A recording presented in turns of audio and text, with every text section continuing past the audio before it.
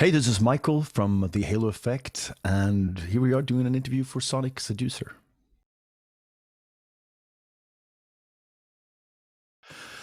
Basically, it's the days before we started getting into this, I would say like late 80s, early 90s, when, you were at school, we're 14, you have no kind of direction, you don't really know what you want to do. There's a lot of expectations, obviously, from your parents, from everyone else. And the last thing you want to do is the safe thing. You don't want to do that obvious thing that is expected of you.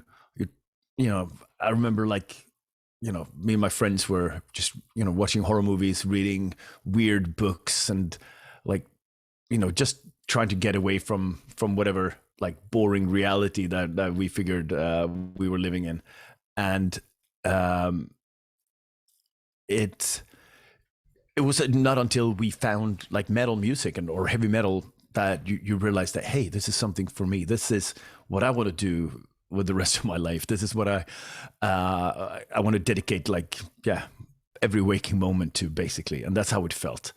And that's how I met most of the friends that I have to this day, 35 years later, because of how dedicated we instantly became to kind of this subculture lifestyle, whatever you want to call it. So it kind of deals with where we were when we met and when we kind of hooked up for the first time in, as I said, late 80s, basically. And music and the band and the underground scene of extreme metal became absolutely everything. That's all we cared about, thought about. I rushed to my mailbox every day just to find a new demo or a live recording of some cool band that I never could see in Sweden at the time. And I practiced guitar every single day. And you just go to school, you go like, oh fuck, okay, I just want to get home so I can do all the stuff that I really, really care about.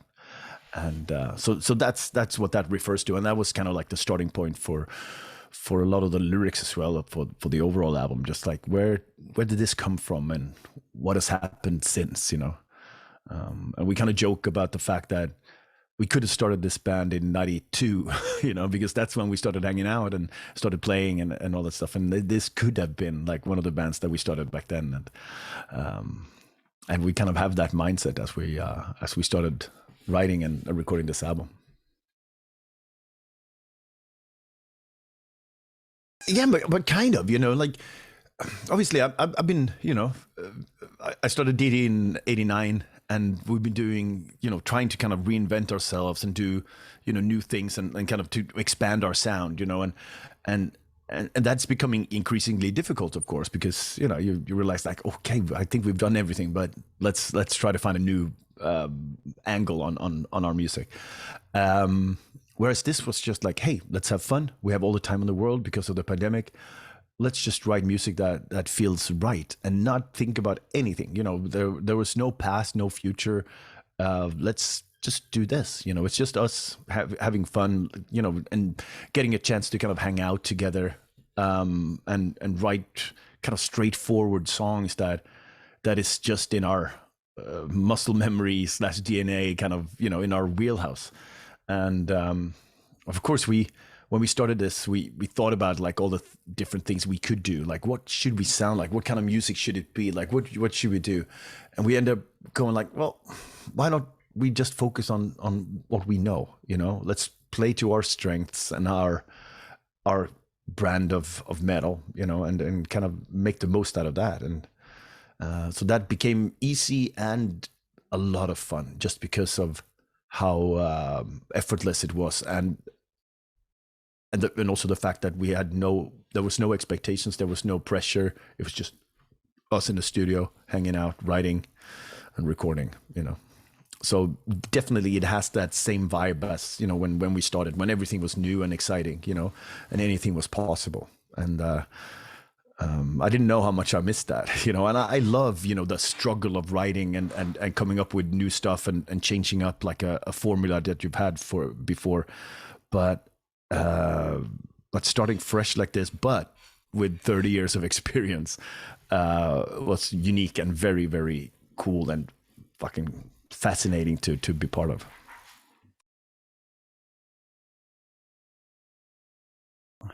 Well, it's going to be difficult, of course, but we since we started the idea and we started demoing stuff in 19 already, so it was before the pandemic. But and then the pandemic hit as I finished up the recording of the latest Dark Tranquility album.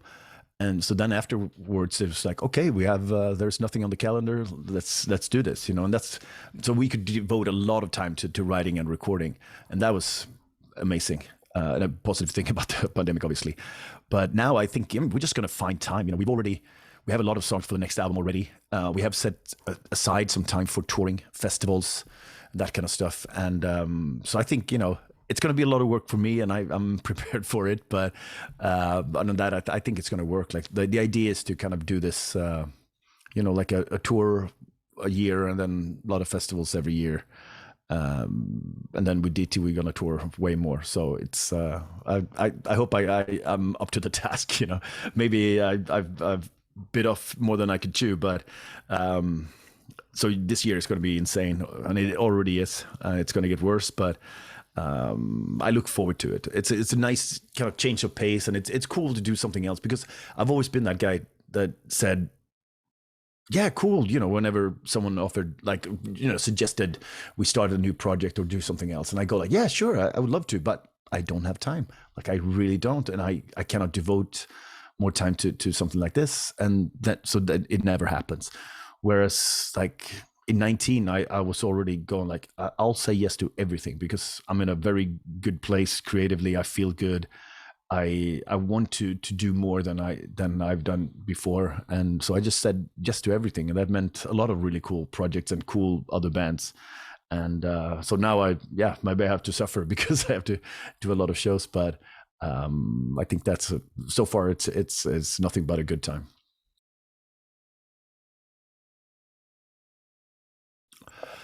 I don't know. I mean, I've had a lot of different jobs over the years.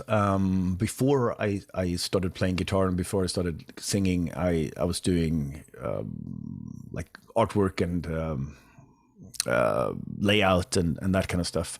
Not for a living, but that's what I really, really love to do. So maybe if I hadn't started the band, maybe I would have done that. I don't know. Something in graphical design, I suppose. But other than that, I'd like to work. I have worked like the last 20 years or something like that in like in the healthcare system, kind of taking care of the elderly or disabled people. I worked with like a handicap organization for 14 years, just taking care of people who need assistance, basically. So I really like that. It's a really great change of pace from touring, like everything is taken care of you like care of when you're on tour, then you go home and then you're the one taking care of other people, and I kind of like that balance. So that's what I've been doing, but for now it's just full on music and tours. But so maybe that would be something I would have done. Yeah, and I listen to music constantly. Like, I buy way too many records. I don't have time space for everything, but yeah, so basically anything, like anything different. I listen a lot to psychedelic rock. I like space rock. I love like doom sludge. I love progressive rock, like 70s stuff and new stuff. I love anything that is outside of the norm. I tend to listen to smaller, more obscure bands. We're fortunate to have like some really cool promoters and bookers here in town that will book small cool shows with really obscure and amazing bands here in town. So I get to see a lot of incredible music that maybe doesn't get the attention that it deserves, but I'm okay with that. I like being I like those, like going to a show where there's like 40 people and you kind of in on a secret that no one else knows about. I dig that. But no, I listen to everything, and I try to go to as many shows as possible. And now that everything's back on, and it's amazing, and there's shows, 3 or 4 shows every week.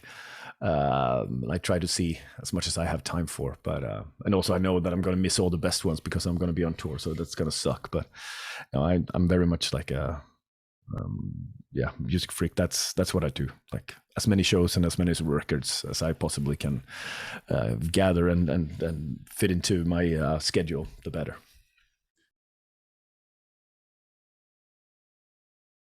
I mean, it's very obvious, right? So, you know, as long as people are cool with it, you know, it's sometimes the kind of, you know, the commentary sections on YouTube or whatever, Facebook, whatever, gets kind of nasty, and I don't like that. You know, it's as long as people are cool and positive about like making comparisons, I'm fine, you know, because hey, we're metalheads, we've compared stuff, you know. You go like, hey, do you like the, you know, that album or this band or that band or the original singer or the new one, you know. I mean, that's what we do, right? Because we're fans and we care so much about it, about the bands that we love. So obviously there's going to be tons of comparisons, but hopefully it's favorable for everyone, you know. I think this is obviously, I mean, yeah, we all have history, but I mean, we all have history here in Gothenburg anyway. And the way I see it is like, I play on drums. There's Daniel from Sacrilege that I kind of, when I met him, he played in Sacrilege and it was like one of the coolest bands from Gothenburg at the time. And our first ever show when I played guitar before Dark Tranquillity, we supported Sarcasm, which is Nicholas's second band. So that's how we met, like on our first ever show in 90 or 91. And Peter I know as Anders's brother, you know, and then we started hanging out. And Jesper, of course, I met.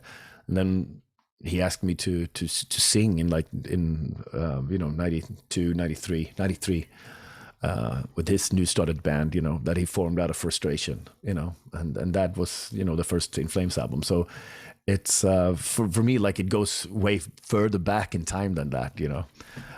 But yeah, of course, you know, comparisons going to be made all the time, and obviously, and I'm totally fine with that. But it seems like I'm really happy with the discourse that I've seen so far. People seem to be really happy about this, and I have like a really positive attitude towards us and this band, and yeah, we could have asked for like a better reception from, you know, from the singles and the videos and our first show, which was less than 2 weeks ago, and which was amazing here in Sweden.